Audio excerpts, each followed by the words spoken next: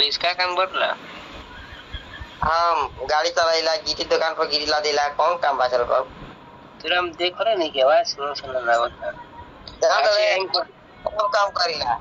Time कब उतना करनो तो तेरे से भेंट कर लो हम। अच्छा दोतनगर आते रहता है का तो दोतनगर में आई। अरे दोतनगर हो गया यार चाह तब गुड़ पानी पड़ गया रखो बे जा तो कहानी में जा तब दारू पहुंचे नहीं पता बनी तू यार नहीं यार तू चलो मोर लेगा। अच्छा दारू बेच के अमीर बिजनेस न ले। हां दारू में पैसा बचा ना हमारा नौकरी क्या करेगा दारू बेचे बड़ी हमारो हमेशा थोड़ी चुए ले जाए कमाने कहीं 4-5 दिन भाई चुए ले जा आता रोज कैसे दारू बनला?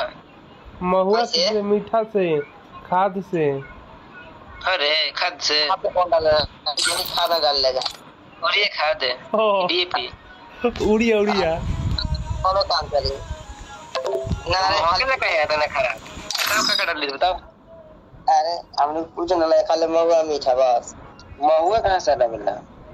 महुआ का अरे महुआ को में मीठा ज्यादा रहला वो भोकरल मीठा कहाँ मीठा तो 65 रुपए किलो तो मीठे भाई यार तने सुन देव रसन। अरे भोकरल का मीठा देखिए राकू बेचेलन ना 10 रुपए किलो देती को देसन का कर बजा खाता देसन में। अरे भाई खाद डाल ले का ला देखा यार फिर दारू से पियो रही तना रात रे मर गई नहीं दारू पियली से गली में खाद ना डाल जा खाली महुआ मीठा बा लेके आओ तो घर आ भी होता लेके गुलिये एक चंद्र नो घर आ लेके आओ।